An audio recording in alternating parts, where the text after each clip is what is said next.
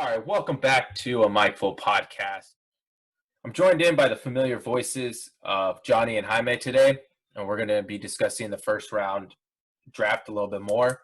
With less than 72 hours, we really wanted to go in a little bit more depth on some positions that are very intriguing in this draft and may get either fall further than they should or possibly move up into the first where they shouldn't. Uh, which brings us at least to where do we see values outside of tops 1 through 5? Because I would say the best offensive player is going to be Joe Burrow. Best defensive player is going to be Chase Young. So when we get past picks 1 through 5, 6 through 10, what will you guys see as the best value for offensive player? Offensive player outside of Joe Burrow. Within those picks, I would have to go through. You know what? I'm gonna say Michael Becton, just because he's a freak athlete at a position where the people that they're guarding, the edge rushers, are evolving. They're getting a lot more athletic, a lot more freakish. They're getting stronger, faster, and when you have an athlete like that can counteract that, that's a big deal. I would also probably agree with Jedrick Wills Jr. being in this slot. If possibly Giants don't take him at 4, which I believe on someone's mock draft, they did have him going there to the Giants. Johnny, what about you? Best offensive player value at 6 through 10? In terms of value, I like Tristan Wirfs. Probably the best tackle in the draft. Or offensive lineman, I should say, in the draft. He's the most pro-ready lineman in the draft. I like Becton a lot, but he's more upside. You transition to a mini thing because we all chose an offensive lineman as our first go-to. Mine was Jedricks. We had Becton and Wirfs. Where do you rank those 3? Me personally, I have Wills Jr. as 1, Wirfs 2nd, and then Becton 3. I can't disagree with that list. In terms of readiness to play right now, like plug in and go, I think that's very accurate.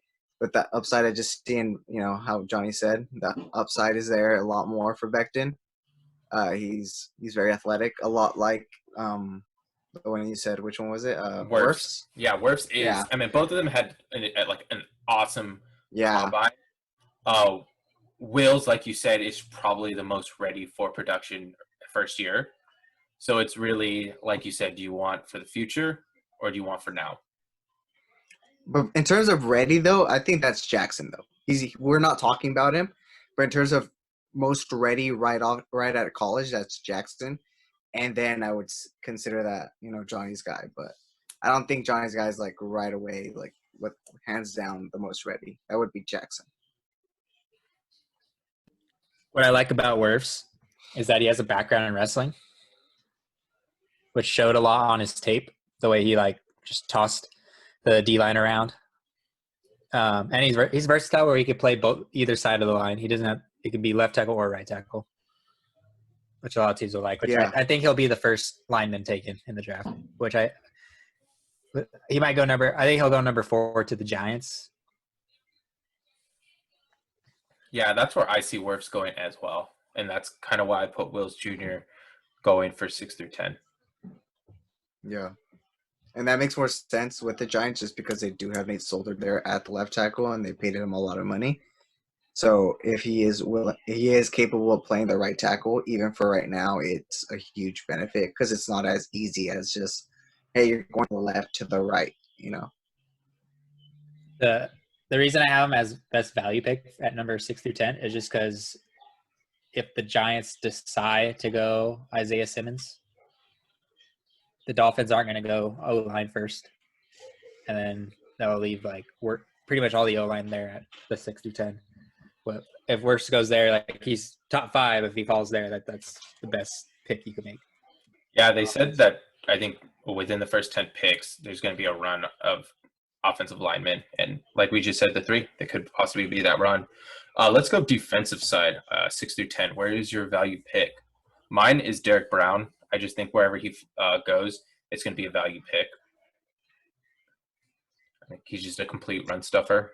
I think I even saw a mock draft where he didn't even go to the Jags. I think he went the pick. Was it ours? I think it was the pick before. He did go to the Jags at 20. Yeah, but at the 20. Yeah.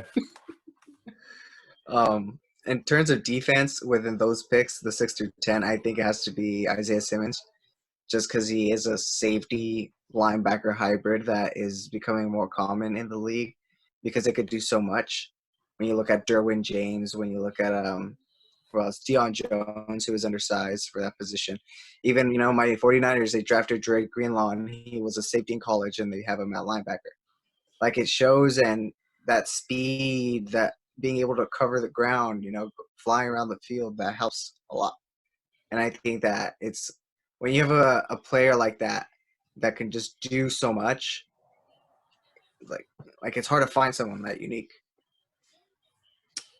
Yeah, I hope. I mean, if he does go 6 through 10, I would agree with that as well.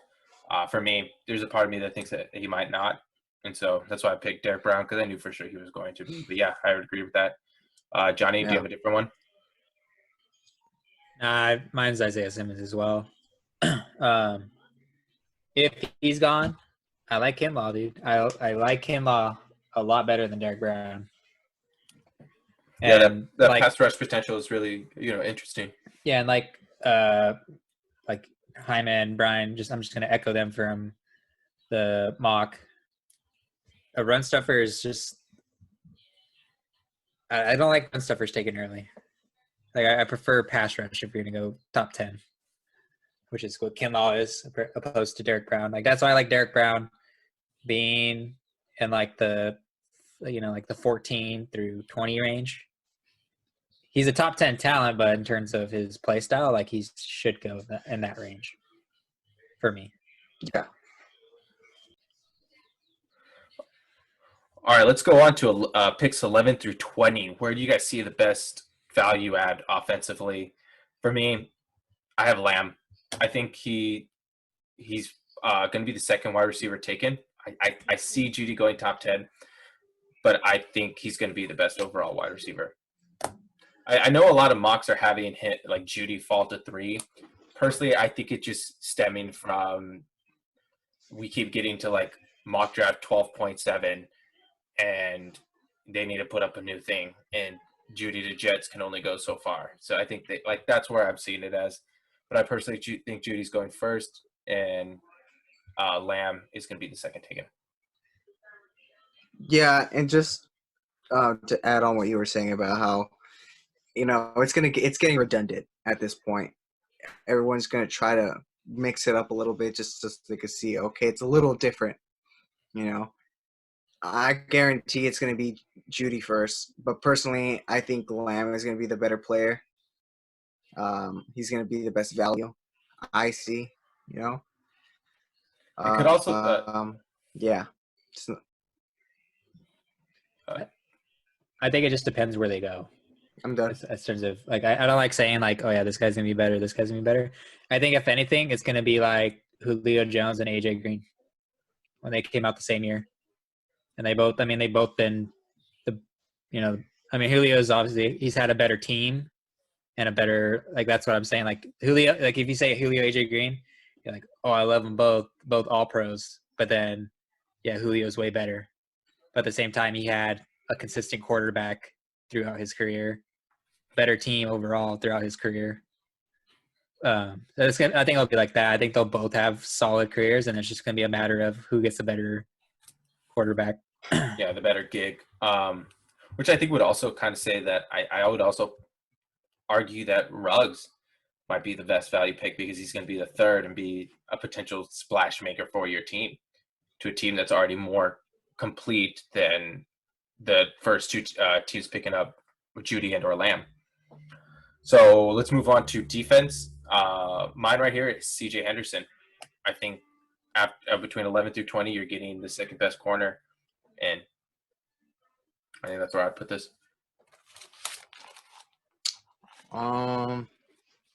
This one is a little more.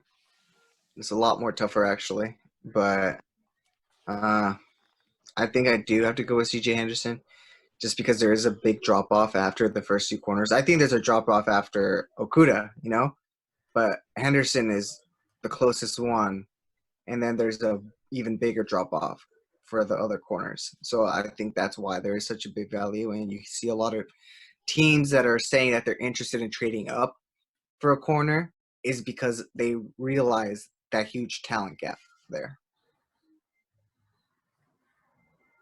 Yeah, I love CJ Anderson. Like if the receivers are gone for whatever reason at 12, I want CJ Henderson or a trade back. But I also like this is where I like Derek Brown going is in this range. Because I like Kinlaw a lot better, like I said, and I think he should go top 10 just for his pass rushing. And then I think Derek Brown's he's just a run stuffer, so that might drop his value a little bit for some teams. Especially because nowadays it's just about getting to the quarterback first, and then they surround the team with better pieces as far as run stuffing coverage. So I have Derek Brown going in this range. Yeah, I would agree with that. Let's go just 20 through 25. It seems kind of mostly defensive. This is where probably the linebackers are going to go, some safety, some corners. Where would you say is at least the best defensive player during this selection? AJ Epinesa. What were which picks exactly? 20 through 25. This is where AJ should go. If he goes beyond 25, it's a steal. No. He's going to be probably the second or third best pass rusher in this draft behind Chase Young and Kinlaw. You're right. Sure. I got $20 on this with Jaime that he's going to go first round, which is a stupid bet for him to make. I know, considering I do feel like he'll go like 30 and 31, 32. But I mean, whatever. He will go to the Patriots.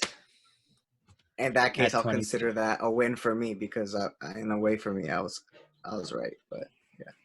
What? I mean, I wasn't strongly 23 like to the Patriots. No, I feel like they'll trade back into the first round. For me, I'm gonna do something. I'm going to eat a crow. I was hard on this person.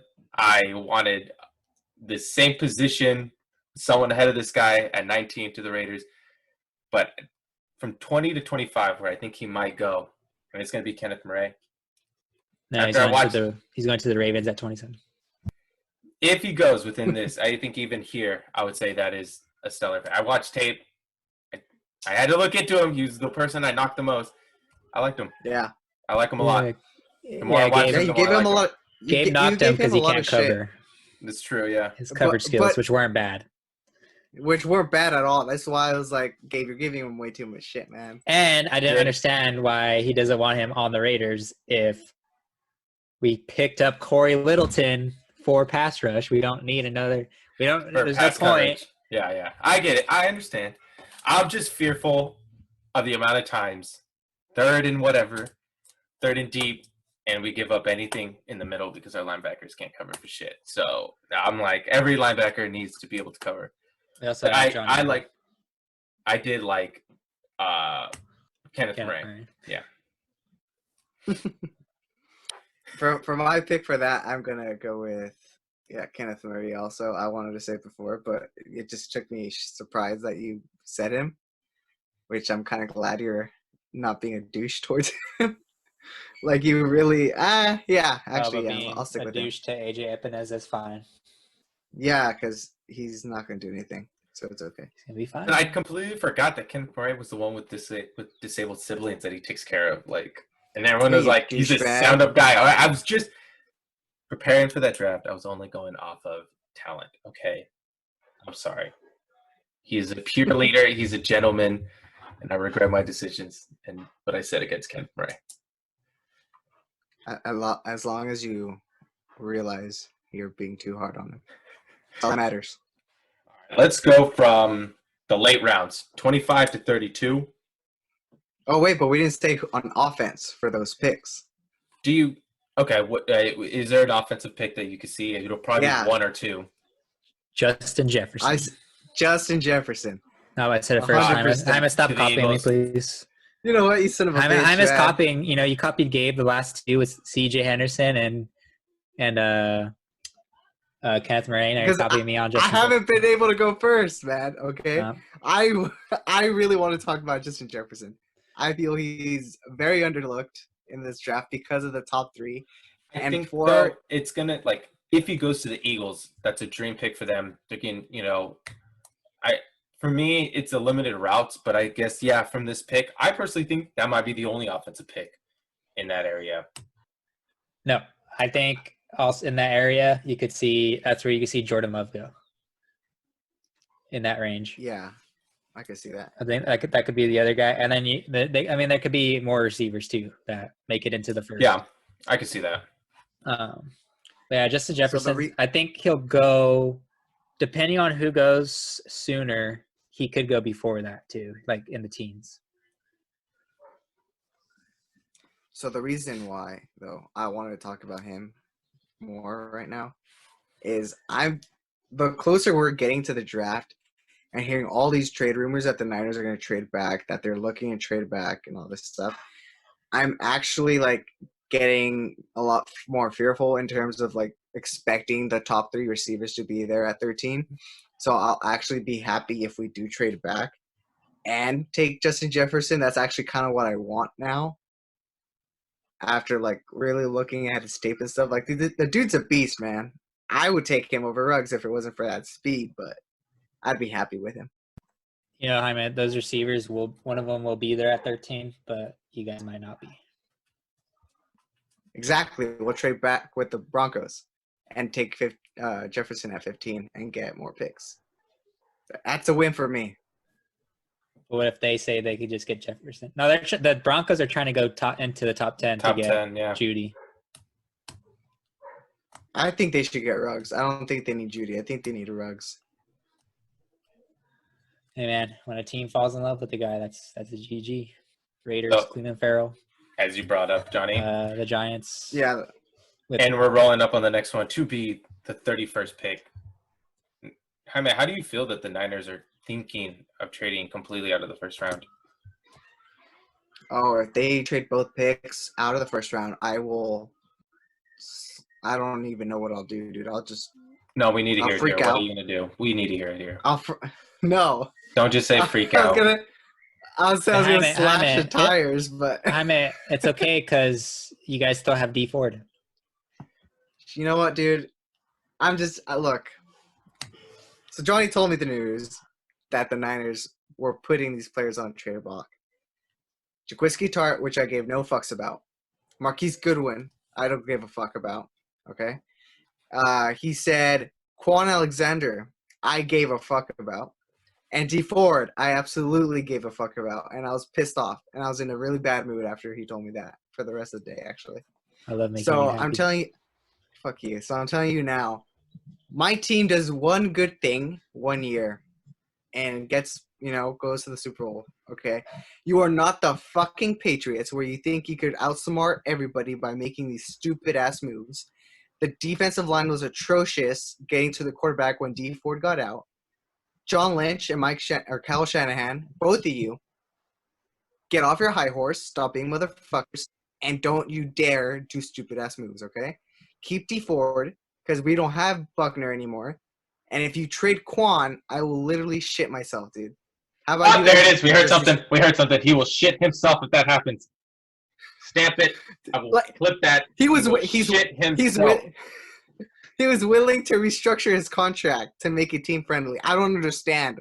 He's literally the team leader. He helped develop Fred Warner. And then you traded a second for D Ford and you're just going to be like, oh, we don't need him. You realize our sacks went way down after that. I was so fucking mad, man. You do one good thing and then you all of a sudden think you're the fucking I don't even know, man. What are you guys doing? Fuck you guys, man. You guys are over here laughing, and I'm so fucking mad. We're this. Anyways. So, Jaime, I understand that when you see your team get so close to the promised land and then you hear rumors that they want to tear it apart. I understand it could be an emotional time. We at the Raider family are no strangers to seeing things we like burn, crumble, get stomped on, shit on, pissed on. And then let's not even talk about the team. So we understand where you're coming from, but at the end of the day, you got no draft picks. They're just looking out for the future. We don't have any draft picks. We have 2 first-round draft picks. That's what he's saying. He We said will have give no- you 2/3 or a third and a fourth for D Ford, and you will take it and you will like. So it. yes, ideally, what third? is- No, I mean I'm not saying this, but what is and a in fourth. your world? What do you want out of? No, Jaime's gonna players? over exaggerate it and say like 2 first and shit. No, I don't want to trade him. No, in no way should we What do you think trade D him. Ford is worth? Now putting it out there. Because he's gonna Yeah. say like 2 first. You put No. You got him for a second. So what do you want from? We got him for a second. Two What do you thirds. want? Be a second. Be a That's not how it second and a works. fourth. That's not how it works. Yeah, because he's literally his value was more to the Niners than he was for the Chiefs. Literally, we were 2 completely different defenses with him on and off the field. Apparently, it doesn't matter And if they're it- trying to trade him. Sorry, but John Lynch, you are crap if you do that. I will compare you to Magic Johnson right now. I'm sorry. Like, if you do that decision, I lose faith in Are all you of saying front that office. John Lynch has AIDS? I didn't say that. Johnny said that. I don't know. Why are you embarrassed of that, Jaime? Are you saying that AIDS is a negative thing that shouldn't be associated with someone? Yeah. It's not Wow. good. How insensitive of you. I really don't care. Get good, So, back to the draft. After that rant that we gave Jaime, or we allowed Jaime to do, from picks 26 to 32 to end the first round, where do you see the value pick? See, this is where I have Kenneth Murray. Just because I think he'll go to the Ravens. I just have that feeling that that's where he's going to go. That's probably their biggest need on defense. And yeah, I mean, they haven't really had anyone since TJ Mosley. And what was that, 2 years ago? Yeah, 2 years ago. They haven't really Yeah. had a guy to fill that. That's what they've relied on when they're like all the time, all the years there's like a solid team. I mean, other than last year, they've had someone in the middle like Ray Lewis, CJ Mosley. So I think they needed another guy like that, which would be Kenneth Murray. Yeah, I mean, if I said he'd go earlier, so if they get him here, I'd agree with that. Jaime, who's your offensive? So you can't claim I stole it. On offense, I'm gonna go with Jalen Rager. No, that's mine. It actually was mine. Shut up, bitch. I think he rounds out the top 5 in terms of receivers we have in this draft. And if you're getting him literally at the end of the first round, then that's such a huge win in terms of value. You're getting a borderline number 1 or a really, really, really good number 2 receiver. Especially if you're the Packers, that's where I expect him to go. All these people are thinking that they're going to get Denzel Mims or someone like that. I don't think so because Rager's a much more polished receiver. Mims is very inconsistent. He has issues with drops. And I think when you have Devontae Adams, you need someone that can take the top off the defense, and that's what Rager can do.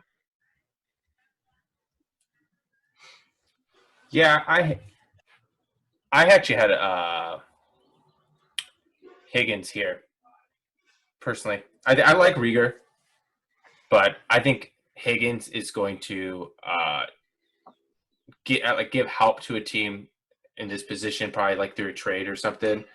Because I just don't. I would agree that I think Green Bay goes a little bit faster, but I think in a position like this, he'll be able to succeed and get like red zone catches, and I think Rieger might go in the second. So that's the only reason why, or even earlier. Yeah. I think Rieger could be in one of those situations where he goes even earlier or even falls somehow. But Yeah. for defense, like I had McKinney, safety. I think McKinney might be a first round. And I think he'd be huge if he was like to slip here. Because I think Grant Delpit somehow sneaked his way to be the first.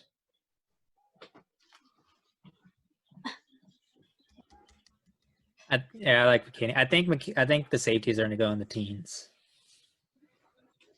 Maybe not both, but at least one of them is going to go. I don't know. I think like around that, like to the Cowboys in that range.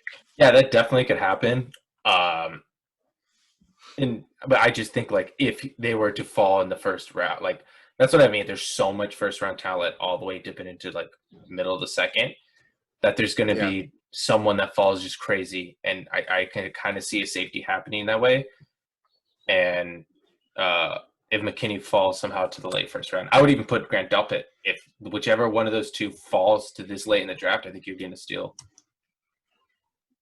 Yeah, 100%. I just feel like once one of them is taken, a lot of more teams are going to be so anxious to jump on and grab the other one because there's even such a wider gap after them, these two, McKinney and Delpit. It's like if both of them are gone, then there's no point taking a safety till like maybe the late second round.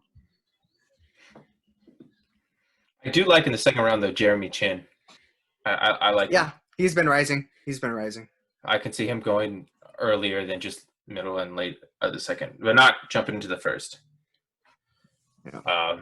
Possibly, if desperate enough, where you, like you said, in the teens and a safety needing team, maybe Winifred I could actually see going in like the late first round as well. Who? Antoine Winifred out of Minnesota. Winfield? Is that what it is? I thought it was Winifred. Winfield. Anton Winfield Jr. Yeah. I can see him somehow sneaking up. Yeah. He's like an early second, middle to second. And I can see him sneaking up. Like you said, if a team needs a safety and the first two are gone, just take it wherever. Speaking of sneaking up, for my offensive at this spot, I could see a guy like Cesar Ruiz sneaking into the first, like maybe because he'll go early second, but I could see a team not wanting to wait, or they think like one of the someone mocked him to the New England.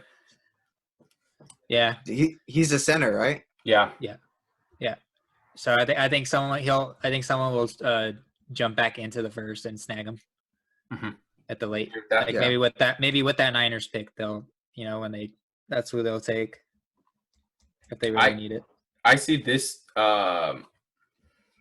this section, the 26 through 32, being very trade oriented, and position needed teams are going to trade up to get a jump on the second round talent that got slipped. You know what I mean?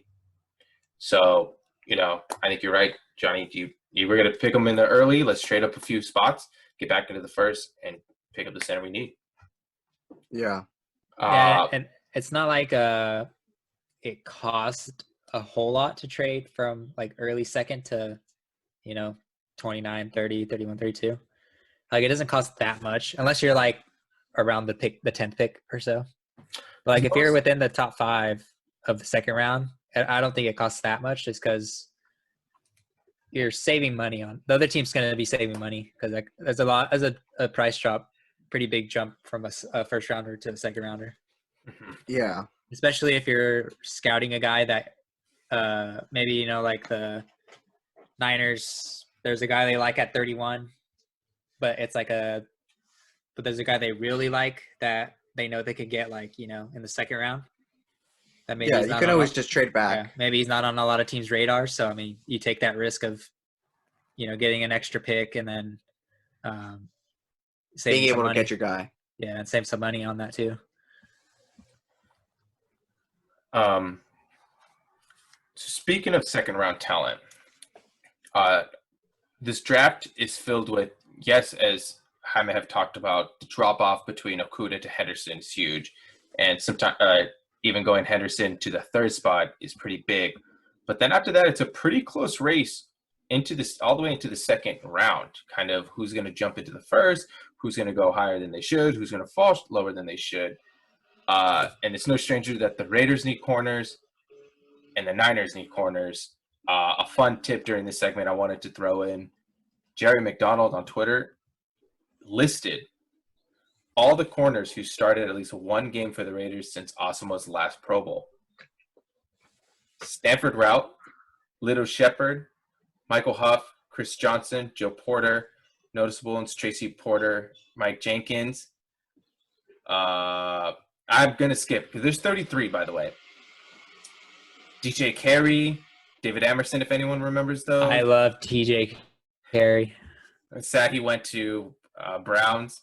DJ Hayden, Worley, Conley, Rashawn Melvin, Sean Smith, who I thought was going to solidify that other side, Nick Nelson, Trayvon Mullen, LaMarcus Joyner, and Nevin Lawson.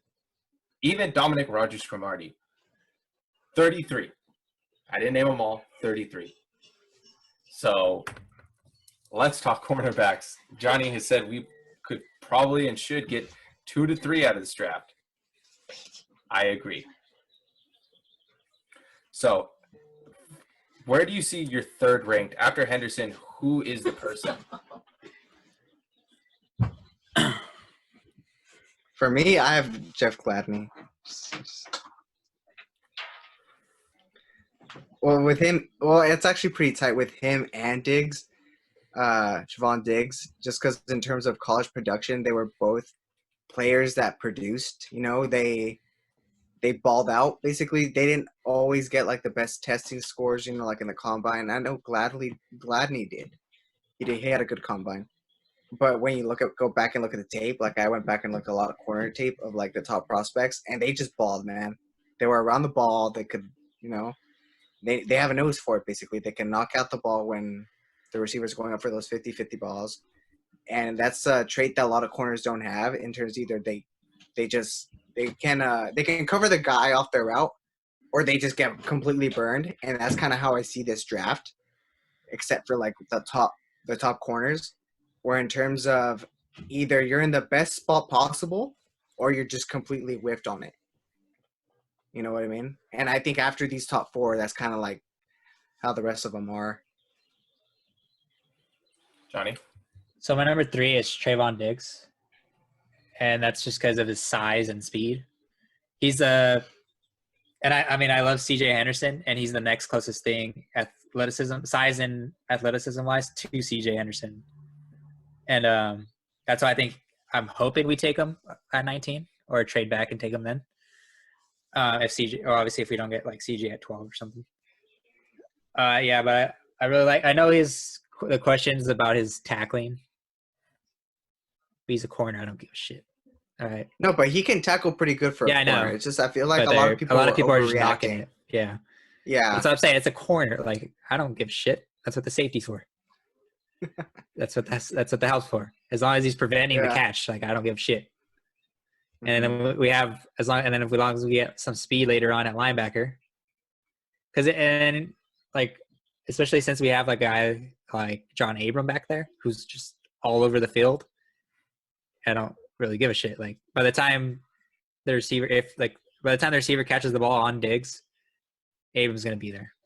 That's how confident I am in Abram that he could get there. As long as he stays healthy. I mean, I know it was like a freak injury last year, but I like Diggs at that 3 spot. Number 4, I do have Gladney, just because he's just so he's super physical as a corner, which I like. For my number 3, I actually have AJ Terrell out of Clemson. I just stinker. I like him. I think he's pretty good. I like ball skills a lot and going up for turnovers and being fast. So I like AJ Terrell, which then puts Trayvon Diggs as my 4th because also speed, and that's where I really like it. But I like AJ Terrell more. Yeah, it just more than Trayvon Diggs. One corner I think we shouldn't overlook is he's very going low in the draft in terms of he's dropping in value because he was hurt. Bryce Hall, yeah. Yeah. he was a top corner coming into the year before all the that injury happened, and he's been struggling with that. But coming into the year, he was one of the top corners in the draft and was going to be a first-round pick. Yeah, I have him as my 7th ranked corner, right below Gladney. But my 5th is Christian Fulton. I know like the thing about like the speed, but I mean I think Christian Fulton is my 5th ranked corner. What I want is a receiver at 12, trade back from 19, take Diggs. Get a 2nd rounder, use it on Bryce Hall. Ooh. 2 solid corners, along with Trayvon Mullen, who's played really good for a rookie last year. Especially we got him in the 2nd round. Yes, I mean, I think it was a steal for us last year for a corner wise. I think he played really well his rookie year. That's what I was saying. I think we got a steal on him, just like we got a steal on Max Crosby. Yeah. I think Bryce Hall could be the same. And this way, that would honestly close our corners for the next 5 seasons. And then, give us and then, I mean, we could play him however we want, put him one in the slot. It don't matter. Yeah, we also have the one out of University of Houston. I think it's something Johnson we got in the 4th round. Isaiah Johnson. And Gruden has been raving about him. We haven't seen anything, but Gruden definitely loves him. So, I mean, yeah, I think we're going to need to get young at corner. I also like Troy Pride out of Notre Dame. He's probably projected to go like 3rd roundish, late 2nd. I'd take him there. I really like him. Or where do you guys see Jalen Johnson and Noah Igbenogany? Jalen Johnson. A for effort, Gabe. I love the live is going to be amazing. Son of a bitch. The corner out of Auburn. I think Jalen Johnson. I know a lot of people have been having him in mocks, like in the 1st round. I think if anything, he'll go late 1st, but he'll go 2nd more likely. I think the only 1st round corners are the top 2, Diggs and Gladney. I think those are the only 1st round corners. Maybe Fulton sneaks in there, but other than that, I think those are the 4 corners that are going to go 1st round. Yeah. So in terms of talent-wise, we say who our top 4 and our top 5 is, and we 100% think that's how it is. Like in terms of talent-wise, we say that they shouldn't be 1st rounders, but we're also saying that they will be, just because it's a position of need. It's the cornerback. Same thing with receivers. Those are positions where the NFL you're gonna need a lot of. So they might not always be the best in terms of prospects, but they're gonna be multiple corners going in the draft in the 1st round. You know what I mean? Mm-hmm.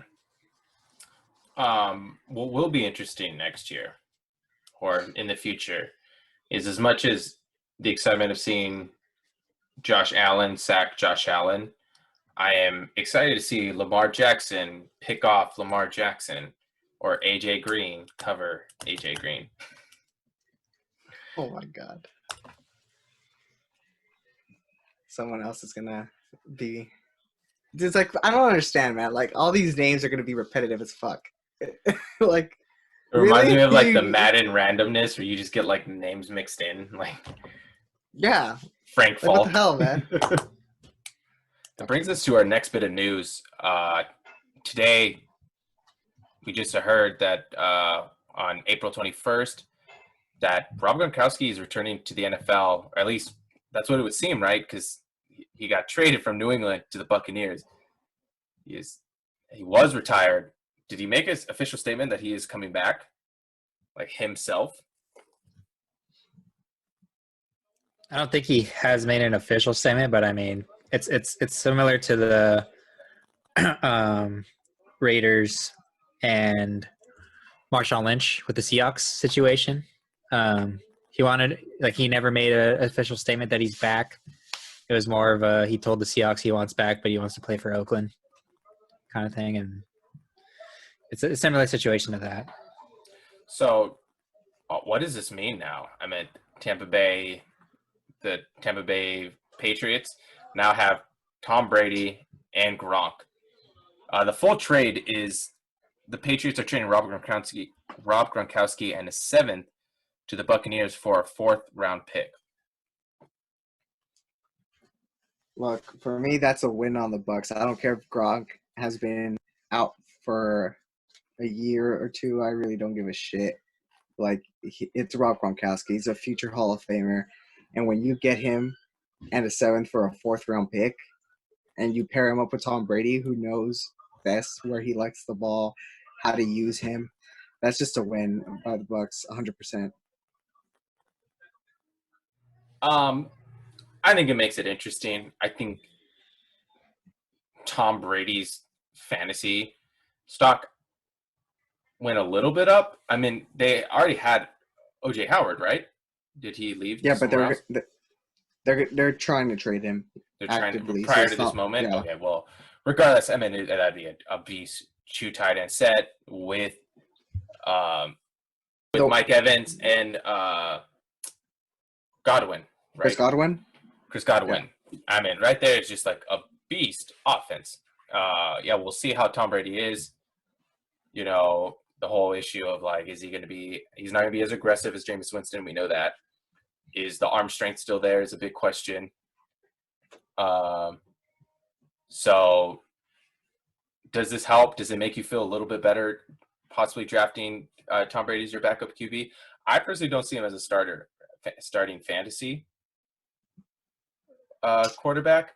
I don't think he's up there anymore. I think this possibly helps if you decided to like wait so far to get a QB in fantasy. Yeah. I think this could help you out. But do I think he should be your number one option? No. I think there's more QBs. Unless you're in like a 12-man league, 16-man league, I think you should have a viable option at quarterback better than Tom Brady. But it helps for those weeks where there's buys. I think it's the same with Aaron Rodgers. I don't think he's a viable fantasy QB after what happened last year either. He didn't really do anything. He had like 1 week where he popped off.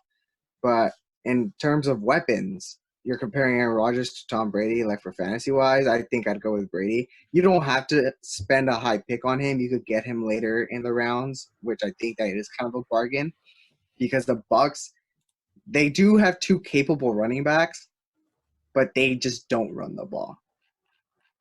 They'll stick with it to set up the pass. And you say that doesn't help, and you said a little bit for him. I think it helps immensely because they are trying to trade O.J. Howard. They still have Cameron Brate, which was the reason they were getting rid of O.J. Howard because he beasted out last year. And he's gonna feel comfortable throwing the ball when he has playmakers all around him. You know, I feel like they'll run the ball enough to set up the pass, and he won't put the ball in harm's way, which will mean more catches for Chris Godwin, especially in the slot. That's a win. And, I think I would still take him, but he's there later rounds. I'm not saying by any means take him with the first 5 rounds or anything like that. I learned my lesson with Baker Mayfield. Don't take a QB early. All I'm saying is I don't want any excuses that he has no weapons. I didn't want to hear it when he went to the Bucks. I don't want to hear it, especially now that he gets his tight end. And I think it's a bigger thing they're doing it for is because it's just more to make him feel more comfortable. Because he did spend his whole career with the Patriots. So, I mean, this is like, he's 42, 41, around there? Yeah, he's 42, I think. Yeah, I mean, all those years playing for one team, and then you go to a new team, it's not like a guy was on it for on a team for like 5 years and then goes to a new team. This is a guy that's been on his team for like 15 plus years and then goes to a new team. So I think they just wanted him to feel more comfortable. Because I mean, you could like he didn't have the same team all the time on offense, especially. Or the same playbook. Yeah, they were just like rotate, constant rotation of receivers coming in. He never had like really not consistent receivers, but consistency of receivers, like the same guy there for years and years and years. Until Gronk, he's been that guy for what, like 10 years? Like around there. I think it was like 8. Like 8 years. So they just want to. I think they just want to make him feel more comfortable. But again, I don't want the excuse that's the reason he plays bad is because he doesn't have weapons. I don't think that's his excuse, but I think he will have kind of like he's climbing an uphill battle in terms of he is a new QB in a brand new system. And yes, it's Brady, but especially when at least other QBs and other off seasons, when you come in, you can work out with your receivers and build that rapport. And I'm not just saying on him. I'm saying like every quarterback that's in this offseason that changed location, that changed offensive coordinator. I think they're all kind of screwed because you can't physically like interact with other players right now. You can't build that rapport. You can't like just pick each other's brains at that point and get close with each other. So I'm not saying that that's an excuse for him. I would only say that if OTAs and stuff like training camp was affected. I wouldn't go as far as right now to say that this could possibly be a hindrance to Tom Brady's first year in Tampa. I wouldn't go that far. I think it's going to have little to no effect to it. What I will say that the Gronk going to Tampa Bay is going to have for sure a positive effect. I mean, I think still he can come back in. He's young enough to contribute. Do you think this raises the ceiling for Tampa Bay and what they can go as a team next season? I think it does, just because it adds another threat to the teams that are going to be guarding them, especially the Saints, Carolina. They all have decent defensive players around in each individual team. But now when you put in Gronk, that's another person you have to worry about, especially in the red zone. So I think that's going to make it a lot harder for other teams to go against them. I still think the Saints win that division. I don't think so. Saints 12-4. Bucks something they have to 10-6. see. I think Tampa Bay is going to have to be carried, strangely enough, by the defense. I think they're going to have a controlled offense that's going to put up enough points to win games, but it's going to rely heavily on can the defense keep it under that number? Because I don't think they're going to be, the star power that they had last time, where it was kind of a shootout. Every game was a shootout. Yes, they had defensive plays, but it was similar to us in 2016, where yes, there was moments where the defense looked bright and good, but there was also big plays happening and also turnovers that happened that hindered this defense, and they had to Jameis Winston had to throw to save them out, get them out of those situations, and sometimes they just worsened them. So interesting to see. They're not going to put up the same amount of numbers. They might not need to. Yeah, I agree. I don't think they'll score as many points as they did last year, but just that significant drop off in terms of turnovers is going to be a big point in whether they win or lose games. I don't think they'll score as many points. I agree with you. I don't think you're going to see all these flashy numbers with the receivers and stuff. It's going to be more controlled, but at the same time, I think the offense will be one of the best in the league just because when you're scoring say they drop off and only score like 26, 27 points. That's still a lot, and especially when you're not turning the ball over, which Brady has been very good at throughout his whole career of holding the ball and not turning it over. I think that's just a huge win for that defense because you also get a break. I expect the defense to even play better than they did last year. Another bit of news is the Jacksonville Jaguars released the wide receiver Marquise Lee. Marquise Lee. So how do you think that the door for them to take a receiver with their first pick? Yeah, that's kind of my thought process. The 9th pick could possibly be Judy Lamb. I think it's gonna be Judy personally. I think it's gonna be Ruggs. I don't think they take a receiver because he didn't play at all last year. He didn't play for the last 2 years, so it's not like they really missed out on anything with him. They still have DJ Chark. They still have Chris Conley. they still have what the hell's his name? The slot one. Can't remember his name. Chris Conley's not there anymore. Dede. There you go. Yeah, Dede Westbrook. So I don't think they'd take a receiver when you need a line. Yeah. Well, Or defensive line too. Let's be honest. They trade away everybody on defense. They have nobody back there. keeping on track with the Jacksonville Jaguars today, and we see the blow up between Francis and Ngakoue and what is it, the Jags president? The GM, I think. Is it the GM? I think so. It's Yannick Ngakoue, not Francis. I don't know why you want to say Francis Ngannou. Oh, I know. I don't know. I did the same thing Ngakoue, you douchebag. I did the same thing earlier. I think it lowered his trade value. Which I like a little bit more, Yeah. personally. At this point, he's just trying to get out, man. I mean, he's been trying to get out. No, I know, but now he just doesn't care. He's gonna lower his value just so he gets the hell Well, out. I mean, so it's easier they for him can't. to leave. According to him, the guy hasn't been responding to Ngakoue's team, his camp, or Yeah. his agent. Pretty much, they call it his camp. They call it their camp, but it's their agent. Yeah, he said he hasn't been responding to him or ignoring their calls. So I mean, and it's not like he could go to their office, to their headquarters. So I mean, he's taking that on Twitter. Yeah, that was a good back and forth. The GM, you see, he was being a little smart with it, but he was trying to keep his composure. Yeah, I think he said, "Where's the compensation? You sure did lower your draft stock after this." I was like, "Ooh." Yeah, and then he was like, Ngakoue was like, dudes really want to act tough on Twitter.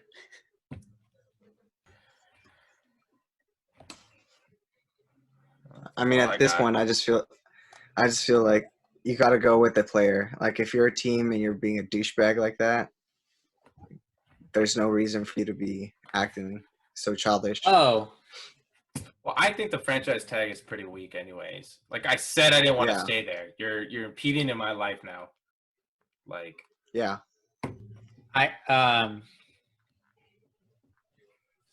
Oh shit! Did you guys hear about they did a mock draft today, the NFL, like with all the GMs and coaches?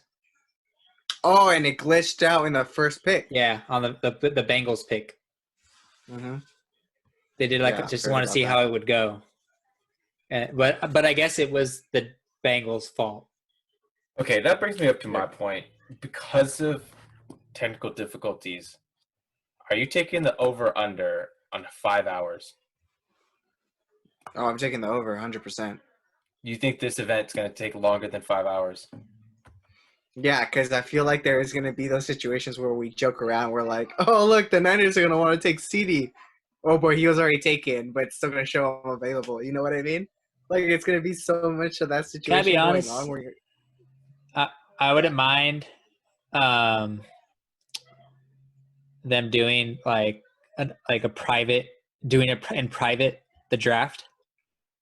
And then what we get on TV is them doing like announcing all the picks, but like they do one and then they let like whoever talk about it. And then they do another one, but it's already like laid out. The draft's already done, like trades, everything's already done. Well, my like question, pre-recorded. Yeah. That's what Pre-recorded you're saying. pretty much. my question with this is, hasn't it always been through telephone in general? Yeah. So what is stopping them from just like calling commissioner and like he's on a Zoom call and he's like, okay, Joe Burrow? You fucking serious? Oh shit! All right, yeah, they're picking Joe Burrow. Like, what's stopping that? Like, come on, in and out. All of a sudden, when they want to be like, well, we email the pick first. Like, no, you don't, dude. You literally call them on the phone and tell them, hey, we're picking this person. Let's give the player a call. So Zoom is being glitchy. Please add your favorite Snapchat filter to a GIF of the player you want. Oh my god. Is that what's gonna happen at this point? Like, DM, it's so stupid. Like 7 of the players' last picks on Instagram, and he's yours. Oh god. Yeah, I agree with that, Gabe. Though, like you have a point. It's always been through phone call. Why all of a sudden the 1 year where we can't do it live? Oh well, we were gonna try to do it through online. Like what? Just to literally have a camera in front of Goodell's face and then just call. That's all you have to do. Bro doesn't even need to wear pants. We won't see it. But yeah, we will see what happens Thursday. The draft thing, like they're saying, like they did this mock draft. It was like a 2-round, mock. I don't understand why they just don't how we said it's just a phone call. Because the entire show, what it usually is, it's just for the fans, and to give the players the chance to get on the stage. But I don't understand why it's just like you guys said, like a phone call. But I mean, with this, because I guess they're using Zoom or whatever they're using. Why can't just the head coach, the GM, the head coach, their scout, and why can't they just get in a call by themselves, and then they call the player or whatever, or even if they want, they could just add the player to the call or whatever, and that's how they tell them or something, and then they could just televise that part or like a highlight from that part. My thought Like process, the reaction. My thought process behind this was kind of just the hiccups. Yeah, the whole telephone thing is a really good idea, but an organization that funds every team with 100 Microsoft tablets that break, the players throw it because they don't give a shit because they're handed so many of them, can't get a proper Zoom call to work. You can't send over modems, routers to every GM. They did. Because some of the coaches, they were getting the setup, or GMs or something were getting the setup. A guy was over there setting everything up onto their TV, mm-hmm. or whatever. And they said there was concerns that they didn't want people in their house. That was the biggest thing, is they didn't want people in, because how all this stuff going on, like at my job, I go into people's houses and inspect, and we can't do that just because people are scared of that I have the virus or something and I'm going into their house. That makes sense. So that's what some of the coaches and GMs one of their concerns were. Could you imagine your job being put on the line if you didn't know how to connect a router and a modem? It's just, dude, at this point, I just feel look, most of the players have a fucking iPhone, right? Let's be honest. Just get on FaceTime and then just record your reaction or something. You know what I mean? Like how Johnny says, so we can get that reaction from you. It's not that hard. I feel like the reason why they're trying to do a mock and everything is, aren't they trying to do the VR of those players doing something, walking up to the podium or something like that? Are they still trying to do that? I think that's just too much. I don't give a shit about that. Yeah, I really don't care. Just cut to the player at his house with his reaction like they normally do. Yeah, and then just show us their highlights and have the people talk. That's all you have to do. It's literally as if they're not in the draft, and then they just show them in their, their house, like Johnny said. That's all you have to do. And I think ESPN and NFL Network are doing it together. All right, guys, that concludes this episode of a Mindful Podcast. Check us out this Thursday on the NFL Draft Day. We will be doing a live reaction. We'll be putting that up on our YouTube channel, so come check it out, just like our mock draft. Can't wait to see you guys there. Bye.